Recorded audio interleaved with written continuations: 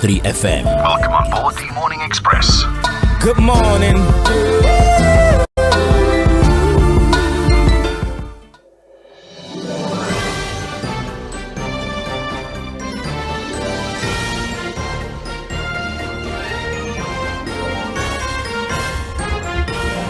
Hello and good morning. Welcome to Mainland 98.3 FM, the sound of Lagos. My name is Sage Babalola. It's another opportunity for us to look through the papers. Let's have a conversation about trending stories as reported on the front covers of our dailies. The program is Trends in the Papers. We're talking, as I said before, about the stories that are on the front cover of our dailies, and we also take it a step further by providing you with analysis of some sort, more or less giving more context to the headlines.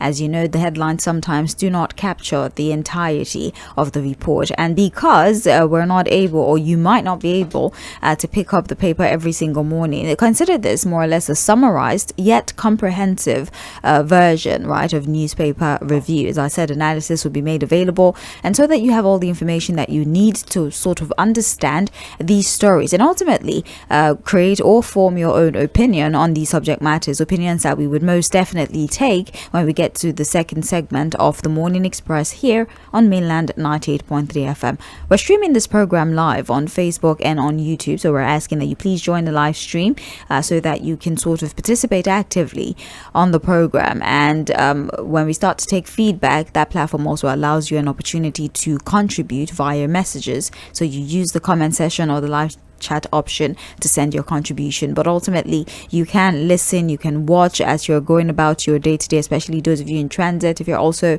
outside the country, those of us in the diaspora, I said those of us like I am in the diaspora, but those of you in the diaspora, you can also participate using our Facebook and YouTube platform, which is currently, as I said before, streaming. Our handle, or our frequency rather, is our handle. All you need to do is go on to these platforms, whether it be Facebook or YouTube, and search Mainland 98.3 FM. It takes you straight to our online platform, and as I said, you can join the live stream on there. You can actually listen via digital platforms, digital platforms, Radio Garden, Radio Tuna. There are a number of them. Just choose the one that you find most convenient, or you can listen via our streaming platform, I beg your pardon, our website, www.mainlandfm.com. Let's get straight into it. Hello, Fᴜᴜ. Good morning. Our analyst joins us now via the phone. I hope you're well.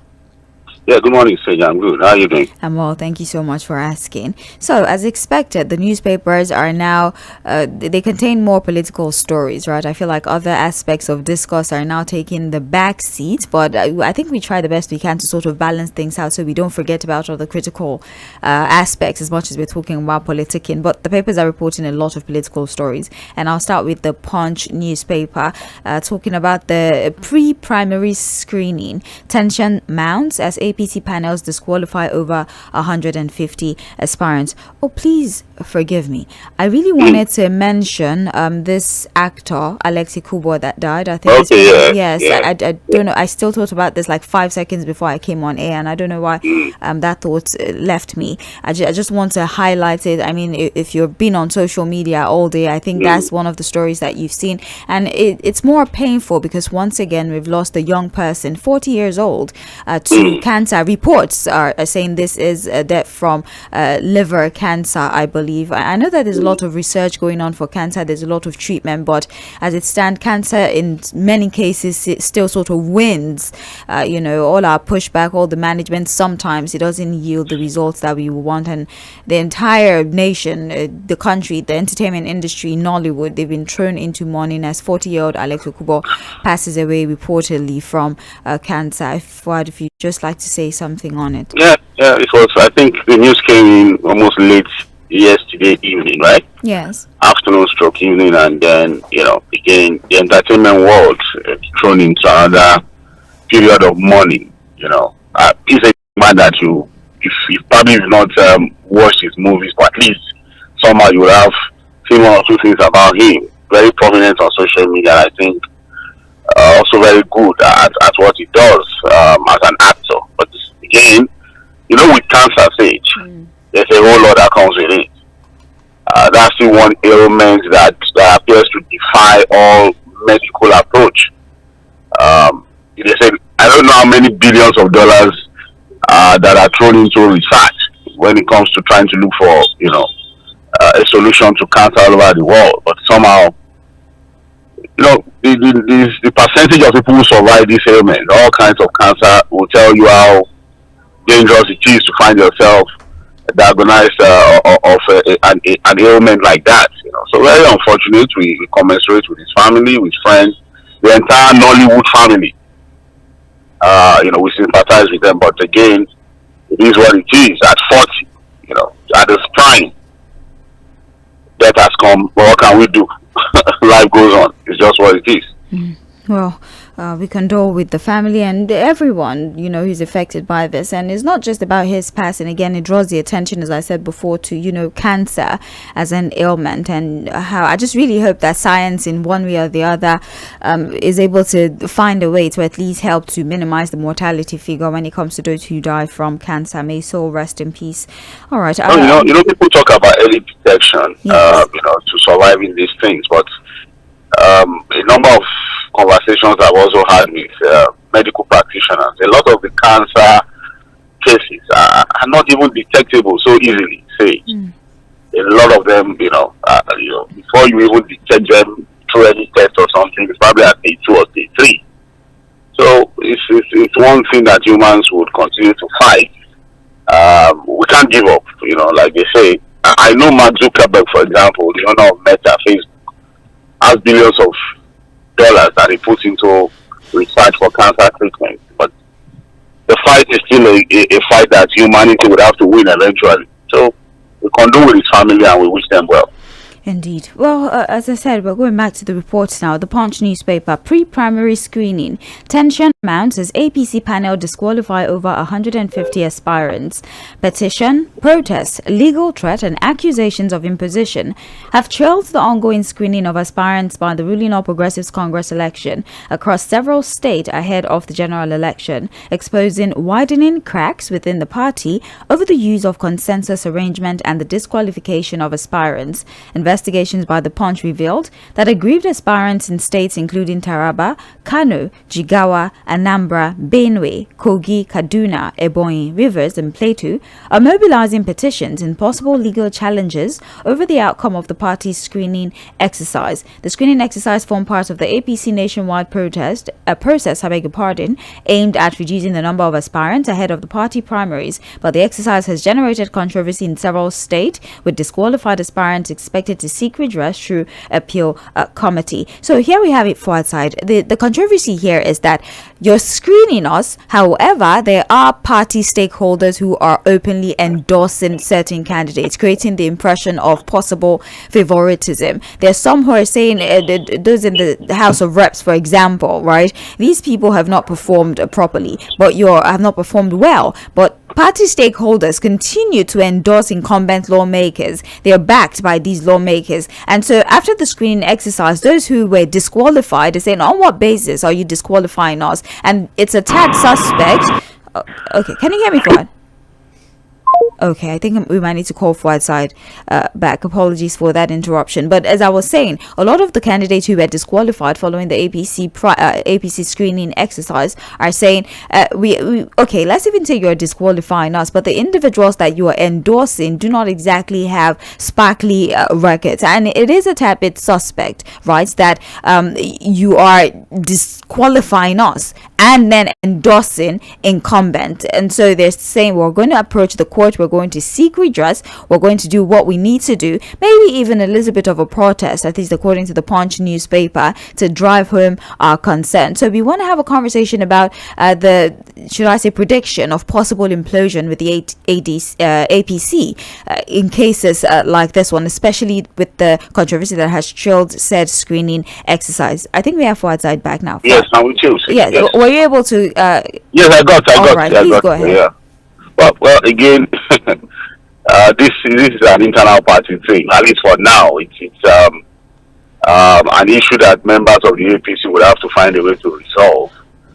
But of course, it brings us into a larger conversation of equity, fairness, and transparency in the way political parties conduct themselves. Now, I don't know the conditions for the reasons or conditions for disqualifying aspirants. Say, you understand what I'm saying? Yes. Okay, if as a party member, I decide that I want to run for a particular position and the party disqualifies me, what will be the conditions for disqualification? So the question is, has the party done enough to give these aspirants reasons, valid reasons for disqualifying them from running? Or it's just a case of, oh, if we don't want you, we don't want you, no matter what. What are also the conditions for qualification as an aspirant within the party? I don't know if do you understand what I'm saying? I'm not a member of the APC, so I cannot say. What are the conditions, what are the reports from the screening committee on why they disqualified this large number of aspirants across the country who are assumed are party members? You understand what I'm saying? Yes. Were there also conditions for you to be able to even purchase the form in the first place? Or what they just did was that buy the form, at least as a power, and disqualify you? You don't understand what I'm saying? I would also assume that there should have even been condition, but before you can even buy the form. You don't get what I'm saying? I'm with you for side. That for you to be able to even buy, because we are talking about millions of naira again anyways, these politicians don't care, they have the money. There should be I'm just saying that for you to be able to even buy the form in the first place. Now, people have bought forms, close to about 70 or 80 of them now, according to reports, have been disqualified. Or you've collected the money from them. Are they able to refund them, or it's not refundable? For it is 150 aspirants, not 70. So what I'm saying is that is the money refundable? Well, the report doesn't indicate such, and I've never heard where they refund money. So the thing is just that you are just go and buy form. There are no rules as to maybe criteria for you to qualify to even get the form in the first place. So that it reduces this possibility of disqualifying people. Sure, you understand what I'm saying? So you yourself, before you even buy the form, you can even disqualify yourself. It's possible. There are ways like that you can do it. To the point where by the time you are applying for the screening committee, it's just a mere academic exercise. You'll be able to tick all the required boxes. So you yourself, if all of these conditions are before you, you can decide whether you want to buy the form or not. That's a part of the conversation. The second part of the conversation is that when the Electoral Act was amended, a lot of the APC members, and I assume some of the people who have now been disqualified, I thought that the conditions that once you register as a political party member, the timing cannot allow you to defect to another party, was against the opposition. They are now also suffering it. Exactly. As it stands, a lot of these guys who have been disqualified, if it was in the past, they would not even complain. They just move to another party. But now, the timing, INEC timetable, the requirements of e-registration, and all of these things that have been done in the Electoral Act is to keep them in the party, whether you like it or not. And I remember that a lot of them would have celebrated those things, thinking, it's just against the opposition. Now they are also suffering it. A lot of them will not be able to leave the party. And if they decide to leave the party, they cannot go elsewhere to contest. And we are hearing look, when the last time journalists were asking the APC chairman, Professor Nantawey, about the Rivers governor, you saw that he was taking his time. He didn't know what he was going to say. Right. He was just beating around the bush until something came that he felt, well, let me just put it out there. So anyway, this is left for the politicians will learn. One day they will learn that this politics of imposition, politics of godfatherism, politics of one man is bigger than every other party that they have tolerated, they will be the ones to suffer from it. I remember the current SDP presidential candidate, because he has now been given the ticket again by his party, Mr. Adebayo, I've forgotten his first name. Very brilliant man. When he talked about the dangers of godfatherism and dictatorship, and he said that, look, the fears that we should have as a people is not Nigeria descending into a one-party state, but a one-man rule. And that, look, in his own estimation, it is even the APC members that will suffer more from the possibility of the country descending into a one-man rule. Are they not all complaining now? See, as party members, A lot of them look at what is happening all over the country. These politicians now have turned endorsement to consensus. I don't know how endorsement automatically becomes consensus. The party leaders are imposing people on people. They are imposing their will on party members. Party members cannot complain. And if you manage to buy the form, they disqualify you. There's nothing you can do. But again, that is their own headache. It's not our headache. In fact, they can disqualify all of us. They can discover anybody in their party. But when we keep talking about the need to have processes, to have internal democracy, to allow for processes to endure, to allow for rules and regulations to guide the activities of parties, not the interest of few individuals. Oh, they say we don't know politics. I'm sure all of them will come out to start complaining. So, like I said again, problem. We have our own problems. If they lie, let them follow the rules. The options they have now is to probably go to court. Yeah, that's what they're doing. Some of them who are not satisfied, they can go to court. This is not a leadership thing. This is about a nomination to contest elections. So I'm sure the court will be more than willing to hear their matter. But how fast will the court be able to decide on some of the cases that come before them? Right. And if we're going to follow precedent, if we follow precedent for any of them that is bold enough, we have seen in the past before where somebody eventually became a governor, but did not contest. I'm talking about Rotimi Amechi. Yeah, in the PDP then, there was a flawed process that led to the eventual emergence of somebody else. But he took the case to court and they discovered that the primaries were flawed, and that's how he became a governor. So I don't know whether these legal options will be open to these guys, or they will still look to that one man that can decide for all of them as to what to do. Indeed. Well, the inter-party crisis ideology that had often been attributed to the APC, seems that whole ideology is starting to crumble, because people would say, well, the APC is the only one that seems to be sane in the midst of all of this, and that sanity is fast being eroded. But they're saying, well, we'll go to court. There's some who are saying we might do peaceful protests just to drive home our points. But then I said to anyone who has the audacity, by all means, they have the law to run to at a time like this one. Let's link this to also the NDC timetable. They've pegged presidential form at 60 million naira, and the primaries are to hold May 29. That's for the NDC. The Nigeria Democratic Congress on Tuesday has released the schedule for the conduct of its primary election, with presidential hopefuls expected to pay 60 million naira to secure their nomination and expression of interest form ahead of the 2027 general election.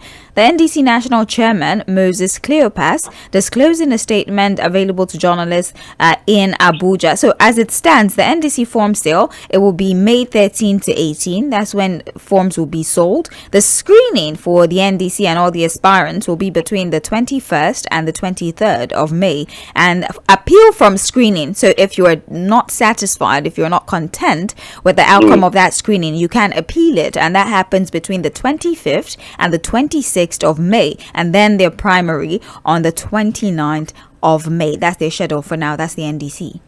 Okay, well, good luck to them. I hope they will not also end up, having cases of disqualification that might also begin to tear the party apart. I think that at the end of the day, if they are able to conduct themselves well, put their house in order, entrench in a proper internal democracy. They have just started. I want to fresh. Yeah. Before they start their own nonsense too. But they are still fresh. So one would assume that there will be some level of sanity and internal democracy. But the reality is that when they now begin to produce people for elective positions, that is when the real test for internal democracy starts. For now, they don't have big people like that, like real big people, apart from Seraki Dixon, the senator, Peter Obi-Kwankwaso, and people that have joined them. But when they now begin to produce people who have become senators, maybe they eventually produce a governor, that's when you know whether this party will stand the test of time or not. But for now, we'll keep our fingers crossed and see what they are able to do. The Punch newspaper is giving a report. Again, the source remains unnamed, but the Punch is confident that Seyi Makinde may join the 2027 presidential race on Thursday. Let me read the report. Oyo State Governor, Seyi Makinde may formally declare his presidential ambition during a rally billed for the ancient Mapo Hall in Ibadan Southeast local government area of the state. The event, tagged Unity Mega Rally Ibadan 2026, will serve as the official launch of Makinde's anticipated 2027 2027 presidential bid, alongside the unveiling of a political alliance between the People's Democratic Party and the Allied People's Movement in the state. Now, aside from declaring his presidential bid, Makinde is expected to unveil aspirants seeking state and national elective position on the platform of the APM. So, Fuad, remember that there was a wave of resignation from political office holders in the state who were seeking re-election. It was some sort of arrangement that go to the APM, since the PDP is going through its own now, go to the APM and contest on that platform. As it stands, there's supposed to be this unity mega rally where these two parties will more or less be joining forces, and a source, again, who is unnamed, is claiming that that platform will be where Seyi Makinde, the outgoing Oyo State governor, would declare his ambition to run. Now, we don't know if he's going to be running on the platform of the APM or the PDP, but all we know is that they are going to be joining forces, and majority of those in the state who intend to clinch one position or the other would be running on the platform of the APM. What are your thoughts? Well, again, this is something that has been in the news for some time. Again, for some time now, there were only two governors left in the PDP. That's Bala Mohammed of Bauchi, Seyi Makinde of Oyo. Just about 2 or 3 weeks ago, right, Bala Mohammed decided to leave the PDP to join the APM. So he will be running for the senatorial seat of his constituency on the platform of the APM. Before that, I said he was a freelance politician. I don't know what that means. So politician for hire, because I don't even know. That's what it means. I think you're a freelance politician. Anywhere the left is idea available. So, but eventually, he decided to join the APM. So people have said that, well, these were the two governors who had remained in the PDP, who had been going through the process of taking the party away from Wike together. And so the decision of Bala Mohammed to join the APM may also indicate that it might just be the choice party, the special purpose vehicle for Makinde's people in Oyo State. And now this report is saying May, the operative word is May, so there's nothing confirmed. Yeah. But tomorrow is tomorrow. And I know that reports like this don't just come out without some elements of truth. So what he's saying is that, look, a lot of these guys who are loyal to Governor Seyi Makinde, who are in his camp, the PDP camp, will be declaring for the APM officially. What it means is that they must have registered as members of that party. Because the INEC deadline for submission of party register was just this weekend. Yes. I think it was on Monday. May 10th. So what it means is that these guys have registered for the APM. They didn't just declare to the public. If Seyi Makinde also declares state as his presidential ambition under the APM, what it means is that he also resigned from the PDP. Right. Because he cannot be a member of the PDP and a member of the APM. And you can't run in the platform of the party if you are not a member of that party. Right. You understand? Or what they will be doing is that he will be running as a PDP candidate, but the APM will declare for him. How do they want to do that one? I have no idea. So Seyi Makinde wants to become president. Deep sigh. So what I'm saying is this a strategy among the opposition politicians? Well, how would that play out? What would be the? I'm trying to, because when you sit back and look at the way they carry themselves, what they are doing, what they said before, what they are doing now, sometimes you want to say, okay, maybe is this a strategy that what Jadimbe, give me not Jadimbe, Kadabugweru. Is that what they are doing, or they don't just know what they are doing? Because these were the same people, this same Makinde, if he declares tomorrow, I am hoping that some of our colleagues will be able to hold him down and ask him some very tough questions. Was it not in this same Ibadan that he said that all the opposition will present one candidate? Exactly. You don't understand? Was it not the leader? He brought them to Ibadan. He hosted them. He was even talking about wealth here. Is this the wealth here he's talking about? If it is true. So when they were together, telling the whole world that they will present one candidate, they were just deceiving themselves, not us, or the people who trusted them. So let's see what happens tomorrow. He has the right if he wants to run, but his running would also stir some, very critical conversation within the political space. What does he want to achieve? Where is he going with that ambition? Is there something he's saying that we are not seeing? Or this idea of the opposition to split themselves into different political parties? Can it be a political strategy? I'm just thinking. Because as it stands now, most likely either Atiku or Rotimi Amaechi will be the presidential candidate in the ADC. Yeah. As it stands, most likely will become the presidential candidate in the NDC. APM now, if it is true, will have Seyi Makinde as the presidential candidate. So what are they trying to do? I mean, is there something that they are trying to achieve that we may not just be open to for now? Well, I'm confused. I do not have the political experience to even begin to fathom what exactly the game plan is. Even the people who have the political experience don't even know what to say now. What is the game plan here? You went and you had a mega rally that opposition they're going to come together, support one person. And as it stands, even with the ADC and the NDC, we've seen a split. Atiku is on his own. We have a Rotimi Amaechi who's also there, and we have a Peter Obi in the ADC. We have a Kwakwanto in the ADC. We have NDC. I beg your pardon. We have a Seyi Makinde who is aligning himself with the APM. So what was the essence of all that mega PRP2 as present the candidate? What exactly was the point of that? What was that arrangement? Why did you come and do rally for us and tell us all those things? But then maybe we should not suppose anything, right? As you said, it might just be a strategy. Maybe they're trying to distract their opponents, right? Maybe at the last minute they will now all just they'll just say yes. I say to do surprise. It's a surprise. So you never can tell what the arrangement is. Right. But then I would like to move to the Guardian a little bit, because this is somewhat related, even if it's not the same. Wike visit APC national chairman as Rivers crisis linger. The rider, Rivers APC Assembly panel, received 19 petitions. Minister of the FCT Nyesom Wike visited the All Progressives Congress APC national chairman, Professor Nentawa Yitwalda, at his residence in Abuja. The details of the meeting are currently not available, but it may not be unconnected to the political event unfolding in Rivers State. Now, Sims Fubara loyalists who were aspiring for the Rivers State House Assembly were disqualified by the screening committee. The development signaled the renewal of the face-off between Fubara Wike, his predecessor. There are speculations that the governor may also be disqualified from pursuing his re-election under the APC. Now, Fuad, here's the thing.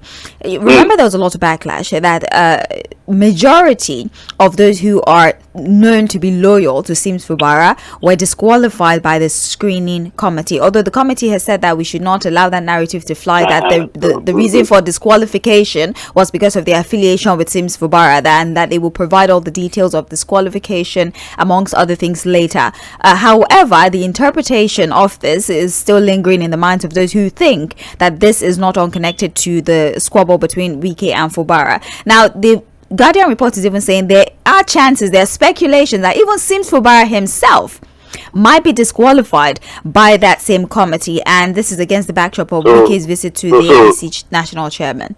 So the disqualification of Fubara will be premised on what? That's the thing. We have no idea. So that's why I'm saying that this so-called disqualification of the APC, on what basis? What exactly are the reasons why they are disqualifying people? So is it just what was it in there? Yeah, fine. You see how ridiculous this so-called politics they are playing is. Somebody will wake up tomorrow and say, you journalists, you just have to go and join politics. So is this the kind of politics you go and join? Hey, this jagba politics that they are playing. What if they're using the antecedents of these individuals? We don't know. Again, what antecedent? What is it? Okay, that's what now? We don't know. That's what he said. We don't know now. And then we are still on this story. The next week, as we said, the chairman of the APC at home. What does that tell you? The report says details of the meeting is still unknown. What details do you need again now? The man has visited the chairman at home. Just as at the time where it is reported that a lot of these other guys have been disqualified.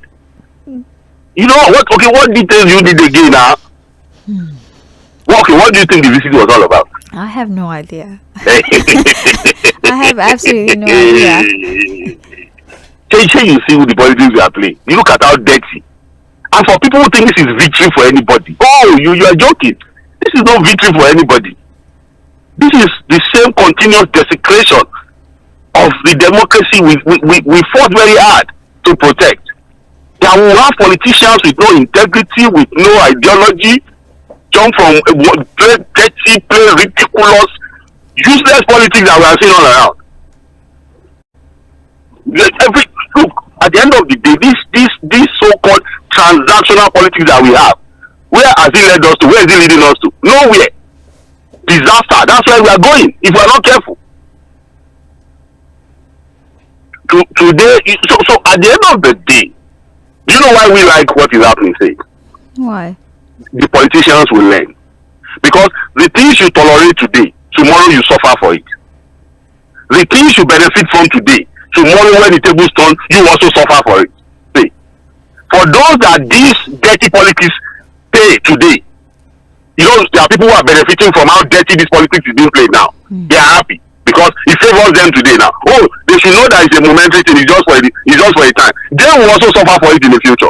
Somebody somewhere will also wake up one day, impose people on them, disqualify other people, and they will not be on the other side of the divide complaining. So for people who think, oh, this is victory, oh, this, at the end of the day, we'll be here when the tables turn. These same politicians who have been favored today will come out complaining. Say, because at the end of the day, this is not democracy. And if political parties cannot entrench internal democracy among themselves, how then do they want to play it fair when it comes to the general election? They themselves cannot even ensure that they are process-driven. They can enshrine internal democracy. So when it comes to the general election, why do you see them just doing everything and anything possible to win elections, legal or illegal? So it is well, but I'm just saying that the people who may have not been favored today, or be found or not, because I'm sure that at some point they must have been favored too, through some of these ridiculous ways. And for those who are favored today, oh, it's just a matter of time. They will also suffer for it. But there will be a time that this same principle will be applied against them, and they will come to the public complaining. It's Mainland 98.3 FM. Trends in the papers. We're looking through our dailies. Punch, Guardian, Vanguard, Foresight is our in-house analyst. He joins us via the phone. We're still live on Facebook and on YouTube, where we're streaming at Mainland 98.3 FM. My name is Sage Babalola. We're going back to the papers. I'm sorry for it. Is the hobby found? I just can't. Let me tell you. Look, let's put it this way. How did Sin Fubara emerge then as the PDP candidate in Rivers State? Yes, some wiki, of course. Hey, point on everybody. Pull the rabbit out of a hat. You see now, he's the one on the other side now complaining. Yeah. That's what it be. That is it. I think I'll just leave this newspaper review for you and read more. So the people who are also celebrating today will be here. They will come with their own problems too. That's the thing. We often have, when corruption favors us, we call it grace. But when we're on the other side, that's when it becomes a problem. That's Nigeria for you. All right. Well, let's talk about our oil situation. Nigeria misses OPEC oil production quota again. That's the Punch reporting that story. Has missed its crude oil production quota set by the Organization of the Petroleum Exporting Countries after averaging 1.49 million barrels per day in April, below the 1.5 million barrels per day benchmark. Figures from the Nigeria Upstream Petroleum Regulatory Commission showed the country produced an average of 1,488,540 barrels of crude daily in April, and that's about 99% of the OPEC quota. When condensates were added, total production rose to 1.66 million barrels per day. Let's not bore you with all the intricacies of this report. It just simply means that we once again did not meet OPEC quota. And the quota is put at 1.5 million barrels. 1.5 million barrels per day. So we didn't meet. Funny enough, for our side, Dangote seems to be exporting quite a lot. He did 1.66 billion liters, even amid the U.S. Tensions, the U.S.-Iran tensions. He's been able to export quite a number of refined product, not crude. Yeah, refined product. Definitely. That's even for April of 2026. Again, the majority of his feedstuff come from exportation. It's not from Nigeria. Imported crude is not from Nigeria here. So he seems to have been able to navigate it, although obviously profit maximization might not be the same if you compare it to how much more he would have been able to make if he was getting feedstock locally. But we have to keep the business going, whatever it takes. So that's I think what he's doing. He's doing his thing. Congratulations. I actually think it's only Dangote that can run such a business in Nigeria. Yes, yeah. If you do not have deep pockets, sorry for you. I think he's leveraging on, he's big, for example, logistics. Yeah. He has a very solid ground, solid base to work on when it comes to logistics. And so the fact that refinery is running today does not mean that all is well. Yeah. It must have been his own resilience, his own capacity to continue to push on. And that's why I say he's probably the only person that can run the refinery in Nigeria today. Others have license that they should go and build. Okay. But you are just go and be planting cassava. You know what you are doing, you do that. Let's go to this particular report here. I'm still looking at the Punch newspaper. The stories are replicated across most of the papers, so we might as well just focus on this.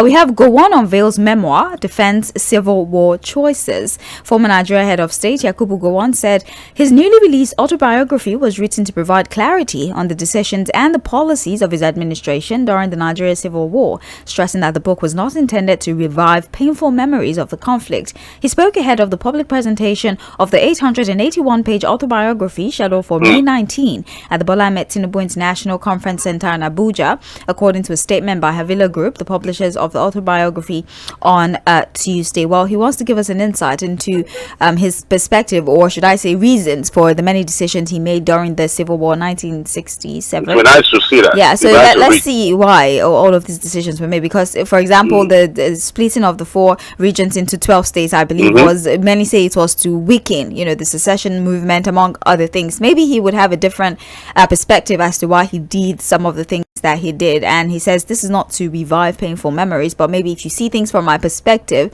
our understanding of the situation might change. Your comments, Fuad? Yeah, again, it will be nice for historians, for sake of history, because that was the man who prosecuted the Civil War. So I'm sure he will have a lot to say. People want to know, because again, there are still a lot of stories around how the Civil War started, his efforts to stop the Civil War from happening. It will be nice to read what he has to write about how Awólọ́wọ̀ role in the Civil War. Again, apart from even the Civil War, there are also some things about his personal life that a lot of people want to read about. At the time he was the head of state, he was a bachelor, very young man at that time. So I think after the Civil War, when the government was overthrown, he went abroad studying, and we have stories of the fact that, as a head of state, a former head of state, he had gone into a restaurant in one of the schools, queuing up to buy food. And so the Nigerian government thought that was an embarrassment, and so many stories about how they forced it to, you can't be doing this, and all of that. So it's got a good story. I'm sure that it will be a good read for historians and people who want to know what happened during the Civil War and immediately after the Civil War. Whilst we're talking about the ADC and all these parties, I absolutely forgot the Guardian report, the one that says the ADC is alleging that the federal government diverted 800 billion naira, right? And they're using it, and they're allegedly using it for electioneering, especially in the midst of all the loans, especially that one we want to take from the World Bank, $1.25 billion loan facility. The ADC is accusing the federal government that they are diverting funds from the Federation account for 2027 politics. Is this something that we should, drive further, or this is just opposition being opposition? Well, it might be for, again, the argument would be that, the opposition is just putting out these allegations because, again, it's period of politics and what have you.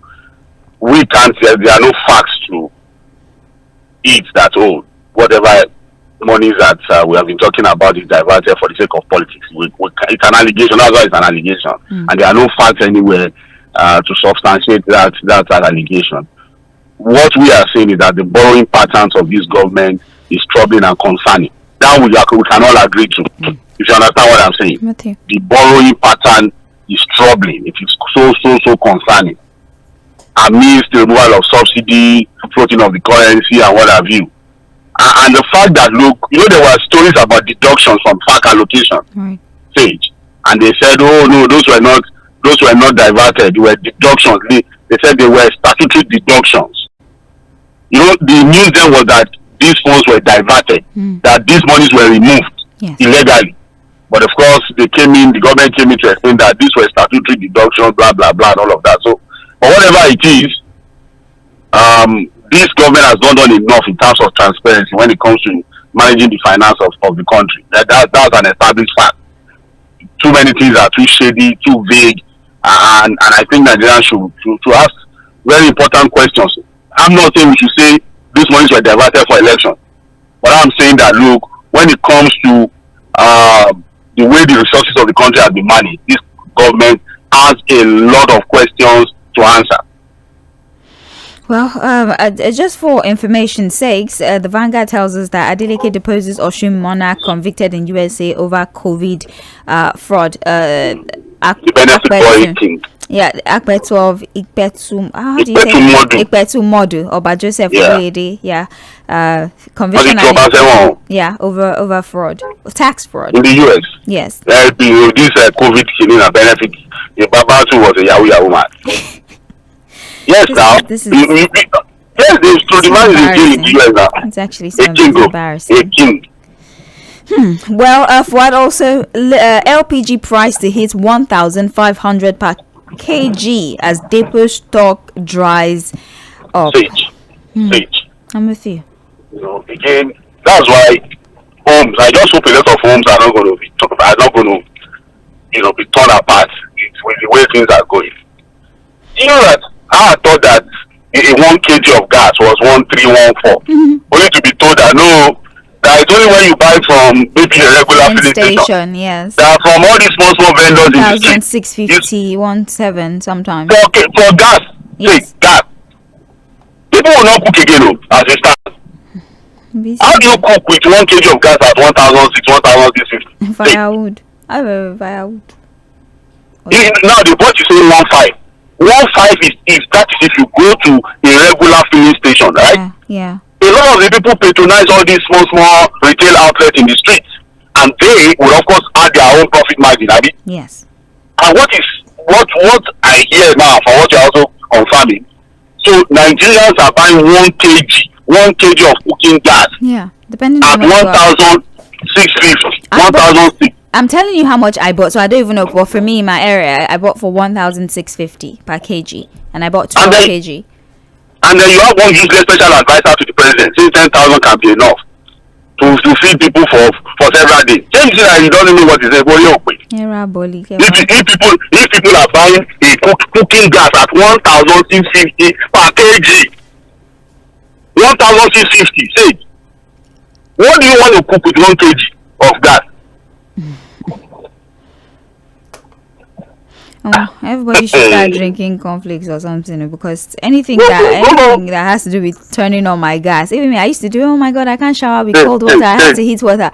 I've been using cold water. Are you aware that Salah is just about 2 weeks from today? Of course. Have you seen anything now? How do you people should just eat chicken, honestly. If that's what it's not just it's the family. What do you notice out there? Have you seen ram now anywhere?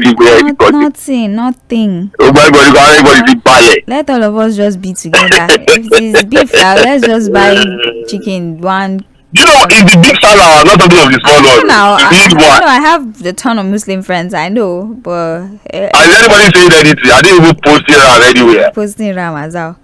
Well, but we need to leave. This report was actually this last one was actually quite funny. We can't take an analysis, but repentant Boko Haram members to swear Quran oaths.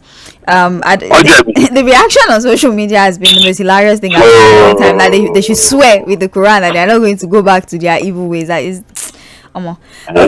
So because so once they swear by the Quran, they will not do it again. Do the people even believe in the Quran in the first place? Let's start with that. All the political office holders that swear with the Bible, with the Quran, and the Quran, what do you do? These people should let us rest.